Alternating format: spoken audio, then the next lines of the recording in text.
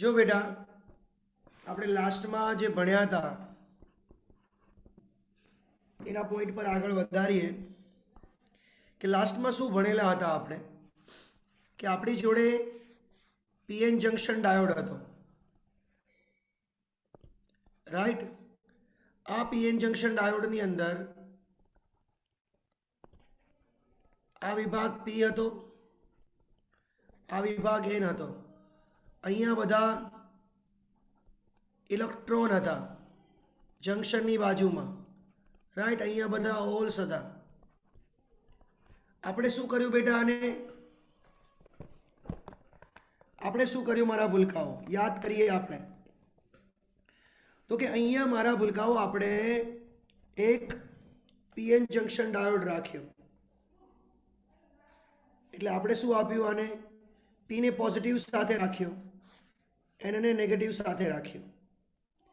અંદરનો બાયસ વોલ્ટેજને હું V0 કહું અને બહારના બાયસ વોલ્ટેજ જે મેં બહારનો આપ્યો વોલ્ટેજ એને V કહું, તો પી વિભાગને બેટરીના ધન સાથે જોડવામાં આવે, ઋણને બેટા એન સાથે જોડવામાં આવે, તો એનાથી જે બનતી રચના છે એ રચનાનું નામ શું બેટા આપણે આપ્યું, બોલો, ફોરવર્ડ બાયસ। યાદ છે ને બધાને, શું નામ આપ્યું, ફોરવર્ડ બાયસ। તો ફોરવર્ડ બાયસમાં કઈ ઘટના બની,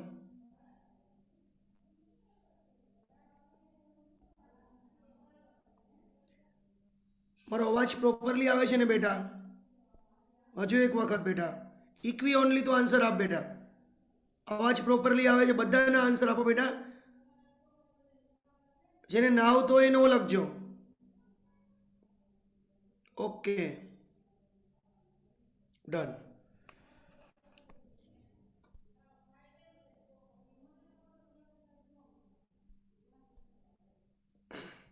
તો એને આપણે ફોરવર્ડ બાયસ કીધું। હવે ફોરવર્ડ બાયસની અંદર એક વસ્તુ જુઓ, જ્યારે ફોરવર્ડ બાયસ નહોતું આપ્યું ત્યારે આ વિભાગ ધન હતો, આ વિભાગ ઋણ હતો, તો એક અંદરના ભાગમાં વિદ્યુત ક્ષેત્રનું નિર્માણ થયું હતું આ દિશામાં। હવે અત્યારે આપણે આને ધન બનાવીએ છીએ, આને ઋણ બનાવીએ છીએ, એટલે બાહ્ય વિદ્યુત ક્ષેત્ર પી થી એન છે, અંદરનું વિદ્યુત ક્ષેત્ર એન થી પી હતું, એટલે ક્ષેત્ર વિરુદ્ધ દિશામાં છે, એટલે ડેપ્લેશન લેયરની પહોળાઈ ઘટશે, ડેપ્લેશન લેયરની પહોળાઈ ઘટશે। બીજું, આ જે ધન હતો એમાં ઋણ એડ કર્યો એટલે વિદ્યુત સ્થિતિમાન પણ, એટલે પોટેન્શિયલ બેરિયર પણ ઘટશે બેટા, પોટેન્શિયલ બેરિયર પણ મારા ભૂલકાઓ ઘટશે, પોટેન્શિયલ બેરિયર પણ ઘટશે, ક્લિયર। એટલે ઇલેક્ટ્રોન જે એન માંથી પી માં જતા બંધ થઈ ગયા હતા એ હવે જવાનું ચાલુ કરશે। આપણે જૂની હિસ્ટ્રી યાદ કરીએ તો હિસ્ટ્રીમાં શું થયું હતું બેટા, યાદ કરો, ગઈકાલે આપણે પીએન જંક્શન ડાયોડ ભણ્યા, થયું હતું શું, અહીંથી બધા ઇલેક્ટ્રોન આ બાજુ જવાનું ચાલુ કર્યું, બધા ઇલેક્ટ્રોને આ બાજુ જવાનું ચાલુ કર્યું, પણ ક્યાં સુધી ગયા હતા બેટા, ક્યાં સુધી ગયા, જ્યારે અહીંયા વિદ્યુત ક્ષેત્ર પ્રબળ બની ગયું પછી એ પ્રક્રિયા બંધ થઈ ગઈ હતી, ઇલેક્ટ્રોન જવાનું બંધ કરી દીધું હતું। હવે મારા ભૂલકાઓ હવે મેં બાહ્ય વોલ્ટેજ આપ્યા, એ બી પ્લસ પ્લસ સાથે, એટલે ફોરવર્ડ બાયસ આપ્યું, ફોરવર્ડ બાયસ આપતા બંને ક્ષેત્ર વિરુદ્ધ દિશામાં આવ્યા, એટલે ડેપ્લેશન સ્તરની પહોળાઈ ઘટશે અને પોટેન્શિયલ બેરિયર પણ ઘટ્યું। આ બંને વસ્તુ ઘટી, તો બંને વસ્તુ ઘટવાને કારણે શું થયું મારા ભૂલકાઓ, હવે ઇલેક્ટ્રોન એન માંથી પી માં જઈ શકશે અને હોલ બેટા પી માંથી એન માં જઈ શકશે, હોલ પી માંથી એન માં જઈ શકશે। આ જે ઘટના છે ક્લિયર, એ મેજોરિટીને કારણે મળે છે, મેજોરિટી એટલે આજે કરંટ છે ને એ બેટા મિલી એમ્પિયરના ક્રમનો મળશે, કયા ક્રમનો મળશે, મિલી એમ્પિયરના ક્રમનો મળશે। એટલે શરૂઆતમાં આપણો ગ્રાફ કંઈક આવો હશે, I વર્સિસ V નો, ધીમે ધીમે વોલ્ટેજ આપ્યા, પણ એ કેટલા વોલ્ટેજ એ શક્ય બનશે? ઓલરેડી 0.7 વોલ્ટેજ તો જનરેટ થઈ ગયા હતા. અંદરના પોટેન્શિયલ બેરિયર 0.7 તો સિલિકોન માટે હતા જ. તમે જ્યારે બાહ્ય 0.7 અથવા એના કરતાં વધારે આપશો ને ત્યારે એ શક્ય બનશે. મતલબ શરૂઆતમાં ગ્રાફ ધીમે ધીમે વધતો હશે, પછી જેવો 0.7 વોલ્ટ કરતાં આપણા બાહ્ય વોલ્ટેજ વધારો ને એટલે અચાનક ગ્રાફ વધી જશે બેટા, અચાનક ગ્રાફ વધી જશે. આ યાદ રાખજો. ક્લિયર?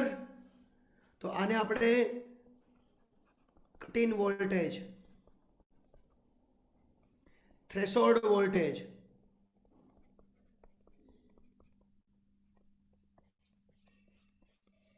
જે જર્મેનિયમ માટે 0.3 હોય, આ સિલિકોન માટે છે એટલે 0.7 છે બેટા. હવે રિવર્સ બાયસ મેં કઈ રીતે સમજાવ્યું તમને? રિવર્સ બાયસ તો કે રિવર્સ બાયસ ની અંદર શું થયું યાદ કરીએ આપણે બેટા વસ્તુને.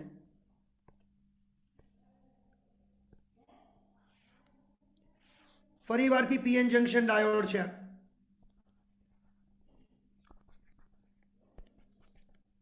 અહીંયા ઇલેક્ટ્રોન, અહીંયા હોલ, આ પી વિભાગ, આ પોઝિટિવ હતો, આ નેગેટિવ, અંદરનું વિદ્યુત ક્ષેત્ર આ બાજુ.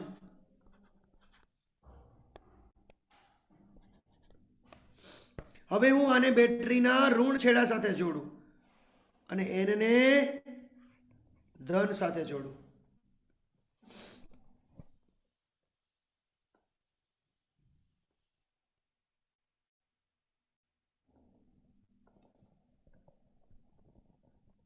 પી વિભાગને મેં શું કીધું? ઋણ સાથે જોડું છું અને એન વિભાગને ધન સાથે જોડું છું. આ વસ્તુ કરવાથી શું થશે? આ ધન બનાવ્યો મેં, આ ભાગને ઋણ બનાવ્યો એટલે અંદરનું વિદ્યુત ક્ષેત્ર પણ એ દિશામાં.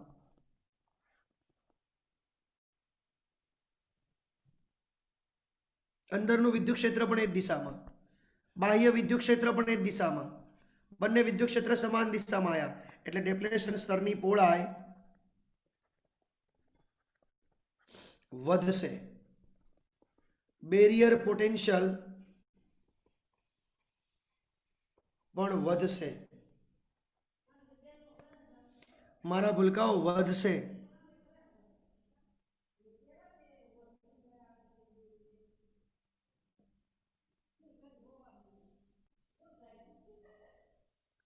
એટલે હવે મેજોરિટી ઇલેક્ટ્રોન આમાંથી આમાં જઈ શકશે નહીં. તો આ બાજુ માઇનોરિટી ઇલેક્ટ્રોન રહ્યા ને, કઈ બાજુ? પી વિભાગ બાજુ માઇનોરિટી ઇલેક્ટ્રોન છે. આ વધારે ધન બન્યો છે બેટા એટલે માઇનોરિટી ઇલેક્ટ્રોન આ બાજુ આવશે ધન તરફ. એટલે પ્રવાહ જે મળશે એ માઇનોરિટી ઇલેક્ટ્રોનને કારણે મળશે. પ્રવાહ જે છે એ માઇનોરિટી ઇલેક્ટ્રોનને કારણે મળશે. એટલા માટે માઇક્રો એમ્પિયરના ક્રમનો મળશે. પણ આ પ્રવાહ કેવો મળે બેટા? જો હું તમને સમજાવું કેવો મળશે. આ ફોરવર્ડ બાયસનો ગ્રાફ હતો. હવે અહીંયા રિવર્સ બાયસ અહીંયા દોરાય બેટા, ઋણ થયું એટલે. તો પેલા માઇનોરિટી ઇલેક્ટ્રોનને કારણે છે ને એટલે આ પ્રવાહ સંતૃપ્ત પ્રવાહ હશે. આને ડાર્ક કરંટ પણ કહેવાય છે. ડાર્ક, કારણ કે માઇક્રો એમ્પિયરનો કરંટ બહુ સેન્સિટિવ હોય તો જ ખબર પડે. અને પછી અચાનક વધશે અહીંયા. હવે આ કઈ વધશે હું તમને સમજાવું છું. એને આપણે એ વોલ્ટેજને આપણે બ્રેકડાઉન વોલ્ટેજ બોલીએ છીએ. હું તમને આ બ્રેકડાઉન વોલ્ટેજનો મિનિંગ સમજાવું છું, ધ્યાન આપજો. થયું શું? હવે ધારો કે આ ઇલેક્ટ્રોન, સમજો બેટા, આ ઇલેક્ટ્રોન જ્યારે આમાંથી પસાર થતા હશે, આમાંથી પસાર થતા હશે આ ઇલેક્ટ્રોન કોણ? આ ઇલેક્ટ્રોન જ્યારે આમાંથી પસાર થશે ત્યારે અહીંયા જંક્શનની અંદર આ જે ઇલેક્ટ્રોનને હોલના જોડકા જોડાયેલા છે ને આટલામાં, આ જે જોડાયેલા છે ને બેટા, આટલામાં જે જોડાયેલા છે એમાંથી પાસ થાય ને ત્યારે અહીંયા ઇલેક્ટ્રોન અને હોલના જોડકાને ના સહસંયોજક બંધને તોડશે. એટલે અહીંથી આ જે ઇલેક્ટ્રોન છે ને એ બેટા મુક્ત થશે.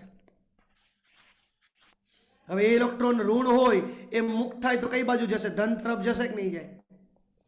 માઇનોરિટી ઇલેક્ટ્રોન તો જતા હતા, પણ હજુ એકવાર ફરી વારથી સમજાવું છું તમને બેટા. મેં શું કીધું કે અત્યારે આપણી જોડે પીએન જંક્શન ડાયોડ છે, એમાં અહીંયા આ ઇલેક્ટ્રોન છે જે બંધિત થઈ ગયા છે, રાઈટ. આ હોલ છે આ બાજુ, આ પી વિભાગ, આ એન વિભાગ. હવે આપણે આને ધન સાથે જોડ્યો એટલે વધારે ધન બન્યો, આને ઋણ સાથે જોડ્યો, આ ધન તો હતો, વધારે ઋણ બન્યો, બંનેનું ક્ષેત્રની દિશા એક થઈ એટલે આ વધારે ધન થયો એટલે અહીંનો માઇનોરિટી ઇલેક્ટ્રોન, અહીંનો માઇનોરિટી ઇલેક્ટ્રોન એ આ બાજુ જશે. એટલે પ્રવાહ કયા ક્રમનો કીધો મેં? માઇક્રો એમ્પિયર ક્રમનો. પણ આ માઇનોરિટી ઇલેક્ટ્રોન સમજો બેટા, આ માઇનોરિટી ઇલેક્ટ્રોન જ્યારે આ જંક્શનને ક્રોસ કરતો હશે ત્યારે એના દોલનોને કારણે આ જે ઇલેક્ટ્રોન સહસંયોજક બંધથી જોડાયેલા છે એ બંધ તૂટશે. એટલે આ ઇલેક્ટ્રોનને હોલના જોડકા મુક્ત થશે. એટલે આ ઇલેક્ટ્રોન મુક્ત થયો તો હવે કઈ બાજુ જશે? આ બાજુ. એટલે આ માઇક્રો એમ્પિયરના ક્રમ એ મિલી એમ્પિયર બની જશે. પણ એના માટે અમુક વોલ્ટેજ વધારવા પડશે તમારે. તો જે વોલ્ટેજ આ ઘટના બનશે ને એને આપણે બ્રેકડાઉન વોલ્ટેજ કહેશું.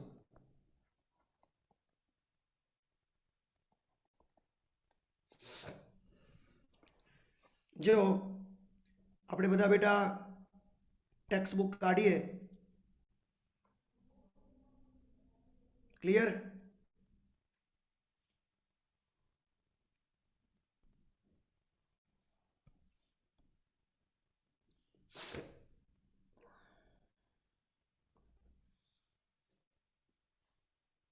प्रियांशी बेटा स्क्रीन पर पीडीएफ मतलब चोपड़ी आई गई बेटा टेक्स्ट बुक?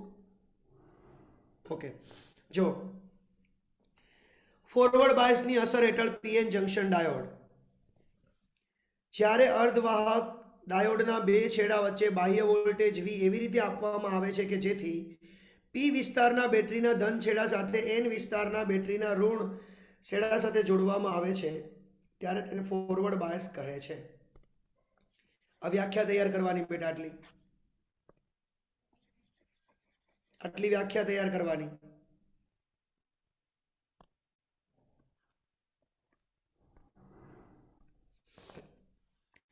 આપેલ વોલ્ટેજ ડેપ્લેશન જો શું લખ્યું છે બેટા?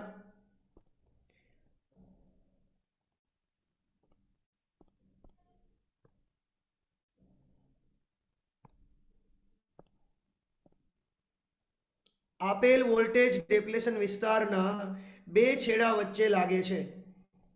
જંક્શનના પી વિસ્તાર અને એન વિસ્તારના વિદ્યુત સ્થિતિમાનનો તફાવત નહીવત છે. આનું કારણ એ છે કે ડેપ્લેશન વિસ્તારમાં કોઈ ગતિ કરી શકે તેવો વિદ્યુત ભાર નથી.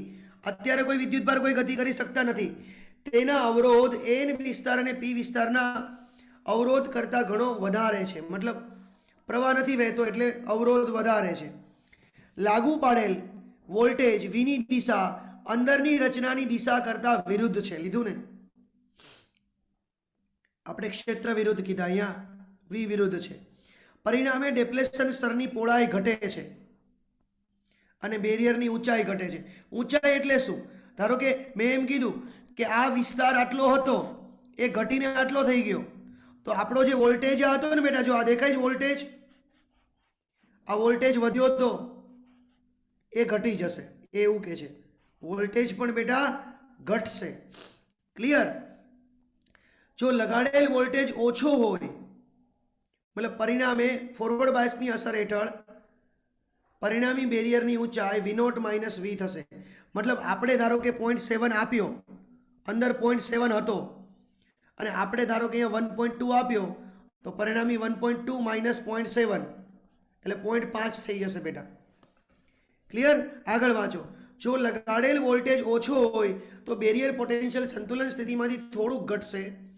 દ્રવ્યમાં થોડીક સંખ્યામાં વાહકો જ છે જે સૌથી ઉપરના ઉર્જા સ્તરમાં હોય છે, તેથી પૂરતી ઉર્જા મેળવીને જંકશનમાંથી પસાર થશે. આમ વિદ્યુત પ્રવાહ પણ ઓછો હશે. એટલે સ્ટાર્ટિંગની અંદર મારા ભૂલકાઓ, આપણે જે ગ્રાફ દોર્યો ને, યાદ કરો, મેં જે ગ્રાફ તમને દોરીને બતાવ્યો હમણાં, એ કેવો હતો? સ્ટાર્ટિંગમાં આવી આકૃતિ હતી, પછી મેં કેવી બતાવી તમને? આમ બતાવી. સ્ટાર્ટિંગમાં થોડોક જ વધશે, આમ વિદ્યુત પ્રવાહ પણ ઓછો હશે. આપણે જો લગાડેલ વોલ્ટેજનો નોંધપાત્ર વધારીએ તો બેરિયર પોટેન્શિયલની ઊંચાઈ ઘટશે. તેના કારણે વિદ્યુત પારક વાહકો પૂરતી ઉર્જા મેળવશે અને એન વિભાગમાંથી ક્યાં જશે બેટા? પી વિભાગમાં. આમ વિદ્યુત પ્રવાહ વધે છે. ક્લિયર?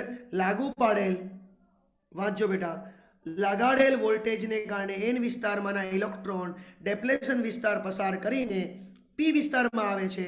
તે જ રીતે પી વિસ્તારમાંથી હોલ જંકશન પસાર કરીને એન વિસ્તારમાં પહોંચે છે, જ્યારે તેઓ માઇનોરિટી વાહકો બને છે.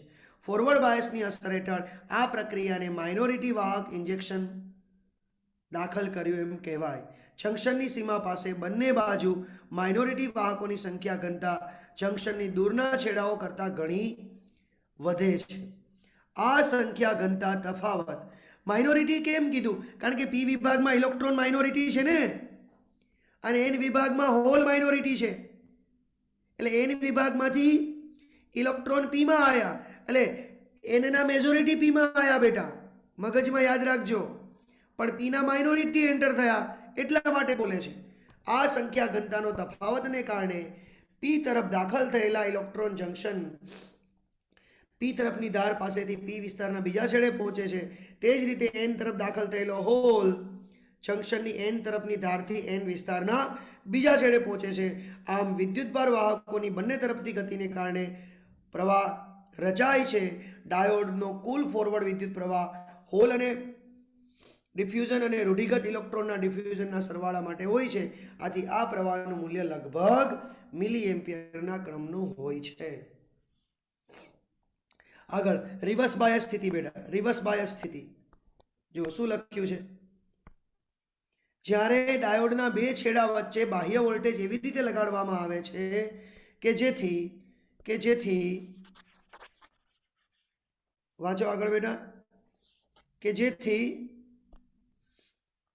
એન છેડો ધન અને પી છેડો ઋણ હોય. રાઈટ? મતલબ નેગેટિવ પોઝિટિવ સાથે અને પી નેગેટિવ સાથે જોડવામાં આવે બેટરીના, ત્યારે એને રિવર્સ બાયસ કહે છે. મોટા ભાગનો લગાડેલ વોલ્ટેજ ડેપ્લેશન વિસ્તારમાં લાગે છે. આપેલ વોલ્ટેજની દિશા પોટેન્શિયલની દિશામાં હોય છે બેટા. મેં શું સમજાવ્યું હતું બેટા? તમને ખબર છે ને કે અહીંયા પ્લસ અહીંયા માઇનસ હતું જંકશન આગળ.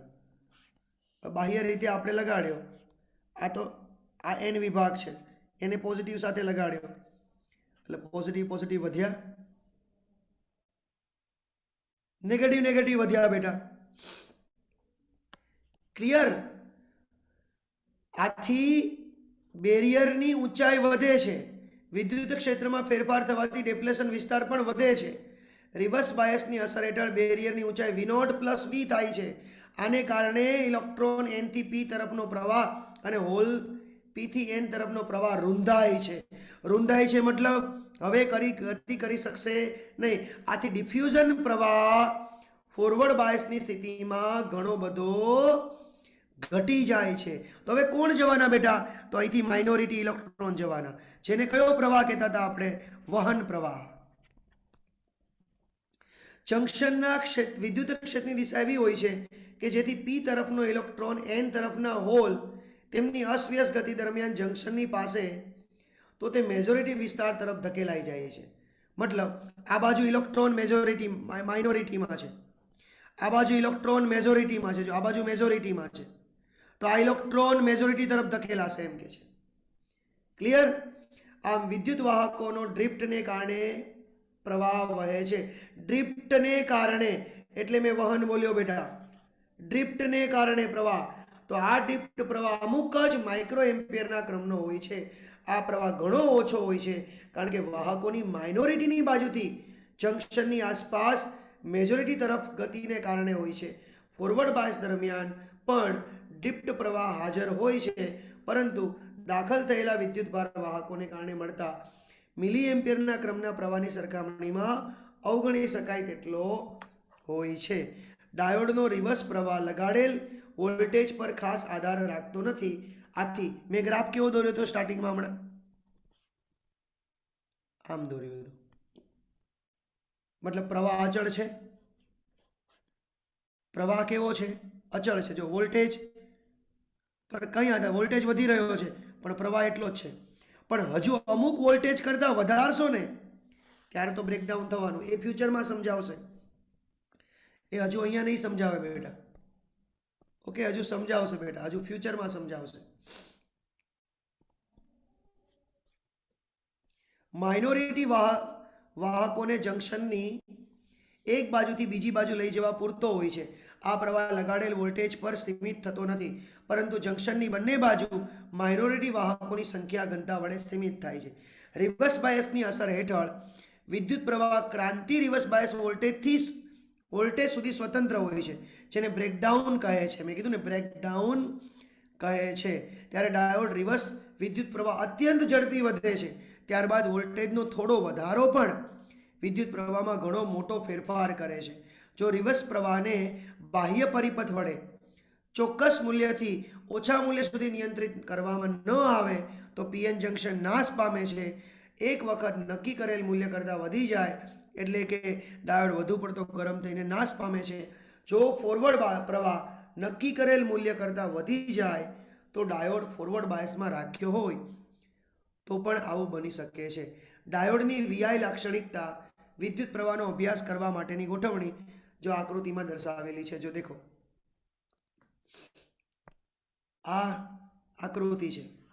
જો આ પીએન જંક્શન ડાયોડ, આ પીને બેટરીના પી સાથે, એનને બેટરીના એન સાથે જોડ્યો. અહીંયા કેટલો પ્રવાહ વહે છે ધ્યાન આપો. એના માટે મિલી એમીટર જોડ્યું. કેટલો વોલ્ટેજ છે એ વોલ્ટેજ માટે એને સમાંતર વોલ્ટમીટર જોડ્યું. યાદ કરો, ચોથું ચેપ્ટર ભણ્યા હતા ત્યારે લખ્યું હતું એમીટરને શ્રેણીમાં જોડવામાં આવે છે અને વોલ્ટમીટરને સમાંતરમાં જોડવાનો હોય. જો અહીંયા આ પી વિભાગને બેટરીના ઋણ સાથે જોડ્યો, એનને બેટરીના ધન સાથે જોડ્યો. આ એમીટર, પણ અહીંયા મિલી એમ્પિયર એમીટર હોય, અહીંયા માઇક્રો એમ્પિયર હોય. જોઈ લો, આ બંનેમાં ફરક દેખો. આ રિવર્સ બાયસ છે બેટા, આ ફોરવર્ડ બાયસ છે. ખ્યાલ આવ્યો? જો આ વોલ્ટેજને કયો વોલ્ટેજ કહેવાશે? કટ-ઇન. અને આ વોલ્ટેજને કયો કીધો? બ્રેકડાઉન. આમાં અવરોધ વધારે હોય કારણ કે માઇક્રો એમ્પિયરના ક્રમનો પ્રવાહ વહ્યો હતો. આમાં અવરોધ ઓછો હોય કારણ કે મિલી એમ્પિયરના ક્રમનો પ્રવાહ વહ્યો હતો. એટલે આનો અવરોધ 10 થી 100 જેટલો હોય છે, અને જ્યારે આનો અવરોધ 10⁵ યા તો 10⁶ આટલો મોટો હોય છે બેટા.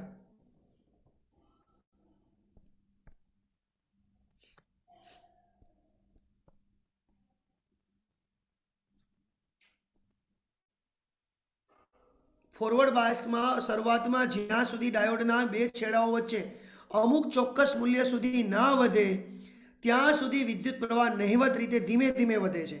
પછી અમુક લાક્ષણિક વોલ્ટેજના નજીવા કરતા સાથે ડાયોડમાં પ્રવાહ ઘણો બધો વધે છે, જેને થ્રેશોલ્ડ યા તો કટ-ઇન વોલ્ટેજ કહે છે. જર્મેનિયમ માટે 0.2 અને સિલિકોન માટે 0.7 હોય છે.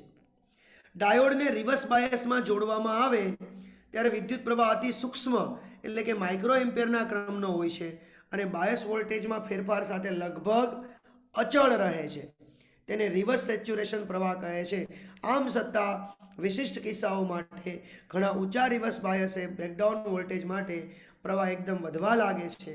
ડાયોડની અગત્યની વર્તણૂક આગળ આવનારા પરિચ્છદ 4.8 જે આપણે જેનર અસરમાં ભણીશું, સામાન્ય ઉપયોગમાં લેવાતા ડાયોડને રિવર્સ સેચ્યુરેશન પ્રવાહની વિસ્તારમાં આગળ ઉપયોગમાં લેવાતા નથી. ઉપરની સમજૂતી દર્શાવે છે કે વહન એક જ દિશામાં થવા દે છે ફોરવર્ડ બાયસમાં. રિવર્સ બાયસમાં અવરોધ કરતાં ફોરવર્ડ બાયસનો અવરોધ ઓછો હોય છે. આ ગુણધર્મનો ઉપયોગ એસી વોલ્ટેજના રેક્ટિફિકેશન, જે આગળ ફ્યુચરમાં ભણીશું આપણે, ક્લિયર, ડાયોડ માટે આપણે ડેલ્ટા વી અને ડેલ્ટા આઈ મેળવી અને એનો ગુણોત્તર મેળવવાનો. મતલબ ફોર એક્ઝામ્પલ, જો આ દાખલો આપેલો છે, આપણને આકૃતિ આપેલી છે, જુઓ બેટા, ક્લિયર.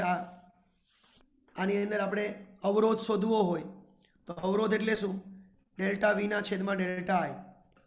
હવે આ ઓહમના નિયમનું પાલન તો કરતો નથી, આ ઓહમના નિયમનું પાલન નથી કરતો, એટલે બેટા નોન ઓહમિક છે. આ નોન ઓહમિક છે.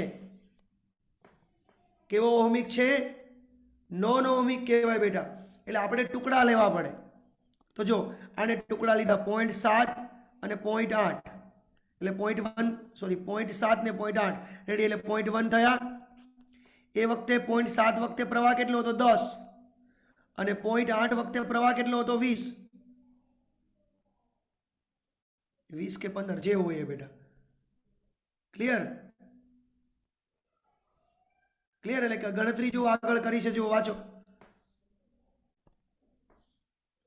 અહીં લખ્યું 0.1 વોલ્ટ અને 20 માઇનસ 10, 10. એટલે પ્રવાહ કયા ક્રમનો આવ્યો બેટા? 10 ઓહમના ક્રમનો આવ્યો. પ્રવાહ કયા ક્રમનો આવ્યો? બોલો, 10 ઓહમના ક્રમનો આવ્યો. જો આ હવે એ જ રીતે તમે અહીંયા આવતા રહો. પ્રવાહ અહીંયા જો 1 માઇક્રો એમ્પિયર લીધો છે, એટલે અહીંથી આટલો વોલ્ટેજ, તો તફાવત કેટલા વોલ્ટેજનો થયો? 10 વોલ્ટ. અને 1 માઇક્રો એમ્પિયર -6 ઉપર જાય એટલે 10 ની 7 આવ્યો. એટલે આ 10 ની 7, 5, 6 આ ક્રમનો હોય, આ 10 ઓહમના ક્રમનો હોય બેટા. આ એમસીક્યુ પૂછાય, યાદ રાખજો. ક્લિયર? એમાં કશું જ નથી બેટા. આ વે વી ઓ લીધા ડેલ્ટા વી, તો આ બંને વચ્ચેનો તફાવતને ડેલ્ટા આઈ કહેવાય. ડેલ્ટા વી ના છેદમાં ડેલ્ટા એટલે અવરોધ મળે. એ જ રીતે અહીંયા આટલો, આ ડેલ્ટા વી, તો આટલો delta I. Bus, that's it.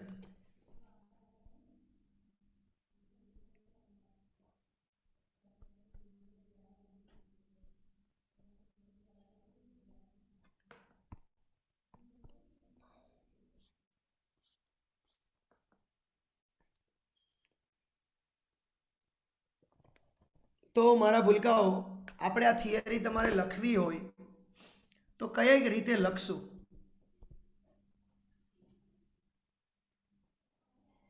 મારો અવાજ આવે છે પ્રિયાંશી? ઓકે, તો મુદ્દા લખો.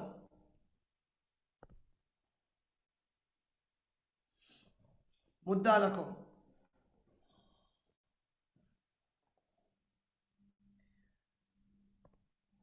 જો બેટા,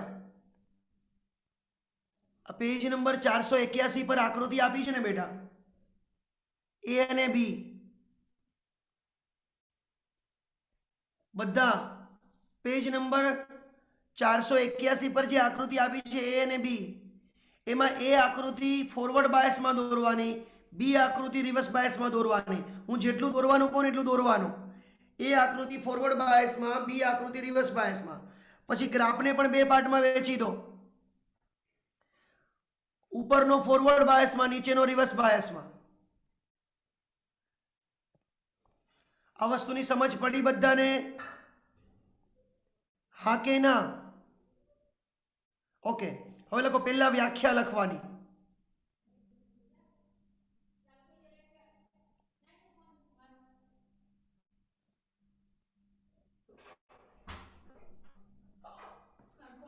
બાજુમાં ચાર્જિંગમાં મૂક્યો છો, બાજુમાં ચાર્જિંગમાં. પહેલા વ્યાખ્યા લખવાની.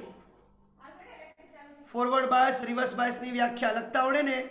પી ને ઋણ પેલાને આની સાથે જોડતા. બીજું, હવે લખો વિદ્યુત ક્ષેત્રની દિશા સમાન યા વિરુદ્ધ.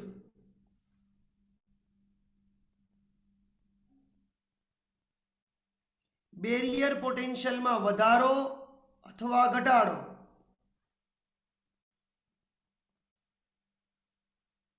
ત્રીજું, ડેપ્લેશન સ્તરની જાડાઈ વધશે અથવા ઘટશે. ચોથું, ડેપ્લેશન પોટેન્શિયલની ઊંચાઈ, ડેપ્લેશન પોટેન્શિયલ ઊંચાઈમાં આવે, ઊંચાઈ વધશે યા ઘટશે.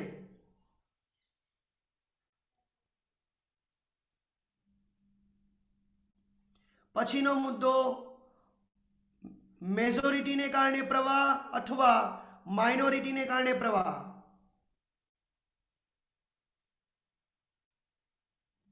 પછીનો મુદ્દો, મિલી એમ્પિયર અથવા માઇક્રો એમ્પિયર એ ડિસ્ક્રાઇબ કરવાનો.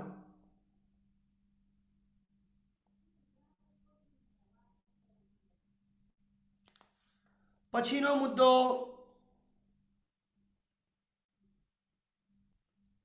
કટ ઇન વોલ્ટેજ, બીજું નામ થ્રેશોલ્ડ વોલ્ટેજ આપ્યું હતું, થ્રેશોલ્ડ વોલ્ટેજ. ફોરવર્ડ બાયસમાં સમજાવવાનું. અને ત્યાં રિવર્સ બાયસમાં સંતૃપ્ત પ્રવાહ અને બ્રેકડાઉન વોલ્ટેજ સમજાવવાનો. એટલે કે ગ્રાફનું વર્ણન કરવાનું. રાઈટ, લખી શકશો થિયરીને? જો ધ્યાન આપવામાં મૌલિકતા વાપરો બેટા. જો મેં તમને મુદ્દા આપ્યા ને એ પ્રમાણે આપણે ફોરવર્ડ બાયસની આપણે એકવાર વાત કરી દઈએ. ફોરવર્ડ બાયસની વાત કઈ રીતે, ધ્યાન આપજો. કે પેલા તો આકૃતિ દોરશું. કઈ આકૃતિ? પેલી પીએન જંક્શન વાળી, વોલ્ટમીટર ને એમીટર વાળી. રેડી? લખશું કે આકૃતિમાં દર્શાવ્યા પ્રમાણે પી વિભાગને બેટરીના ધન સાથે અને એનને બેટરીના ઋણ સાથે જોડવામાં આવે તેને ફોરવર્ડ બાયસ કહેવામાં આવે છે. ફોરવર્ડ બાયસમાં જોડતા એ ફોરવર્ડ બાયસ જંક્શન આગળ લાગુ પડે છે. આથી ક્ષેત્રની દિશા, બાહ્ય વિદ્યુત ક્ષેત્ર અને અંદરના વિદ્યુત ક્ષેત્રની દિશા વિરુદ્ધ હોય છે. અને potential barrier VO plus, potential બેરિયરમાં શું થાય છે બેટા? ઘટાડો થાય છે. VO માઇનસ V થાય છે. પરિણામે ડેપ્લેશન સ્તરની પહોળાઈ ઘટે છે. ફોકસ કરજો, ડેપ્લેશન સ્તરની પહોળાઈ ઘટે છે અને પેલો પોટેન્શિયલ પણ ઘટ્યો એટલે પોટેન્શિયલ બેરિયરની ઊંચાઈ પણ ઘટે છે. આથી જે ઇલેક્ટ્રોન એન માંથી પી માં નતા જઈ શકતા, તમારે માઇનોરિટી ના બોલવા હોય તો ઇલેક્ટ્રોનથી બોલો. જે ઇલેક્ટ્રોન એન માંથી પી માં નતા જઈ શકતા એ ઇલેક્ટ્રોન હવે એન માંથી પી માં જઈ શકશે અને હોલ પી માંથી એન માં જઈ શકશે. જ્યારે અમુક ઓછો વોલ્ટેજ આપવામાં આવે, સમજો, અમુક ઓછો વોલ્ટેજ આપવામાં આવે છે ત્યારે પ્રવાહમાં નજીવો વધારો થાય છે. પણ જ્યારે તેનો વોલ્ટેજ અમુક વોલ્ટેજની કિંમત કરતાં વધારે, એટલે કે 0.7 કરતાં વધારે આપવામાં આવે છે ત્યારે વધારે મેજોરિટી ઇલેક્ટ્રોન પીમાં જાય છે અને એટલા જ હોલ એનમાં જાય છે. પરિણામે માઇનોરિટીને કારણે પ્રવાહ વહેતો હોવાથી આ પ્રવાહ મિલી એમ્પિયરના ક્રમનો આવશે. કઈ વાંધો નહીં, ક્લિયર? આ પ્રવાહ મિલી એમ્પિયરના ક્રમનો આવશે. જે વોલ્ટેજે પ્રવાહમાં અચાનક વધારો થાય છે તે વોલ્ટેજને થ્રેશોલ્ડ વોલ્ટેજ કહે છે. સિલિકોન માટે 0.7 વોલ્ટેજ અને જર્મેનિયમ માટે 0.3 વોલ્ટ હોય છે.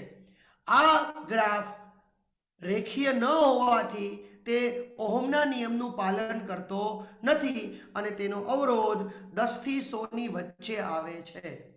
હું આ રેકોર્ડેડ વિડીયો તમને આપી દઈશ, જેને ખબર ના પડે હું જે બોલું છે લખી નાખજો. Reverse bias. શું લખશું? કેટલા મુદ્દા લખવાના, ધ્યાન આપજો. રિવર્સ બાયસ આકૃતિ દોરશું.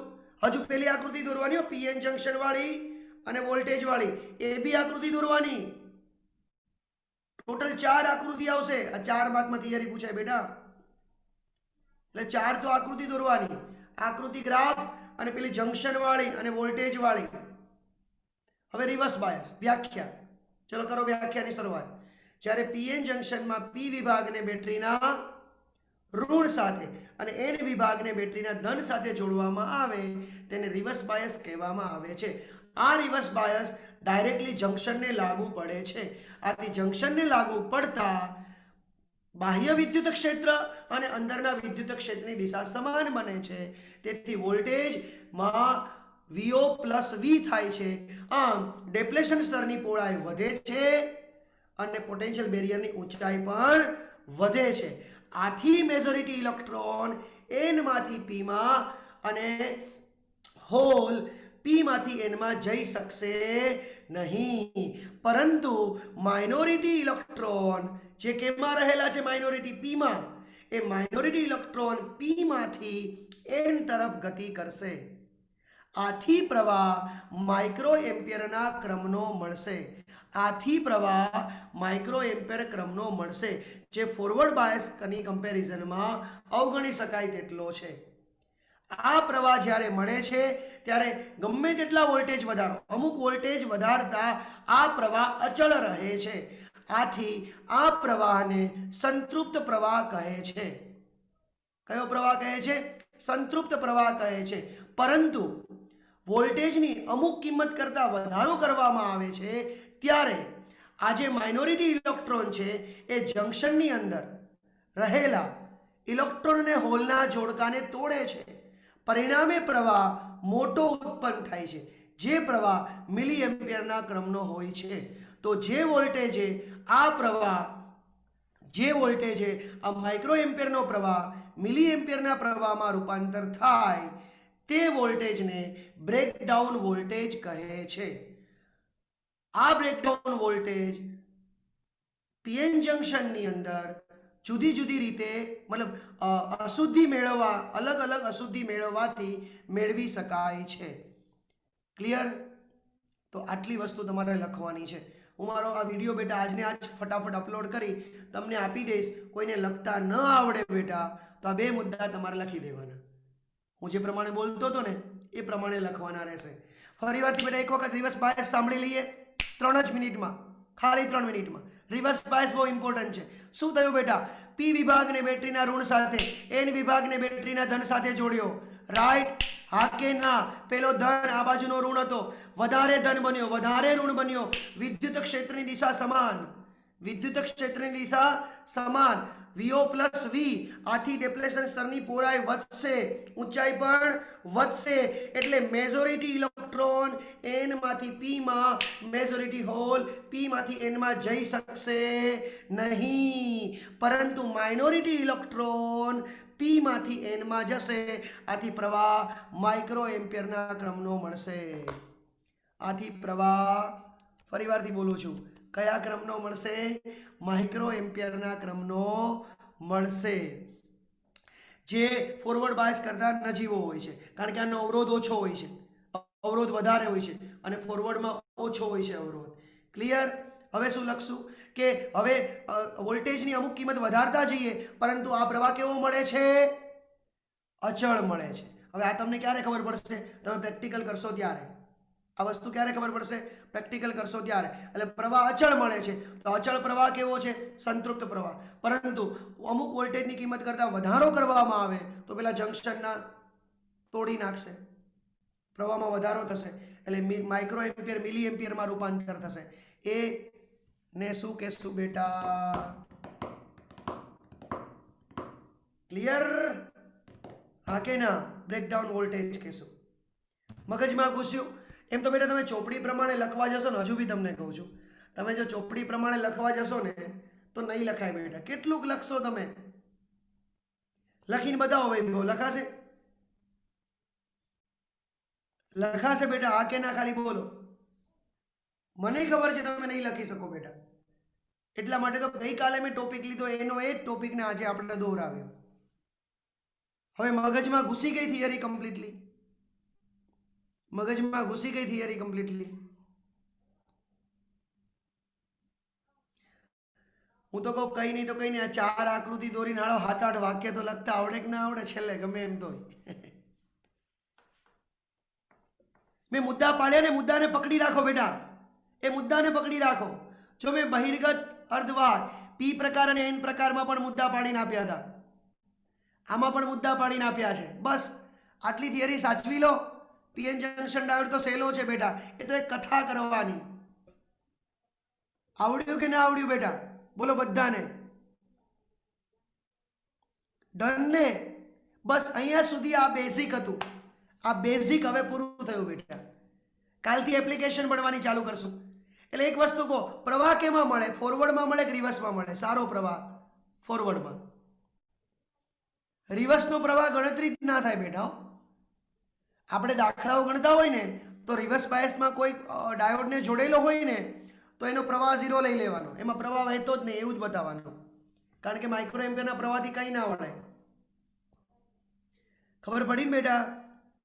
એટલે આપણે એ પ્રવાહને 0 જ ગણવાનો. ક્યારે?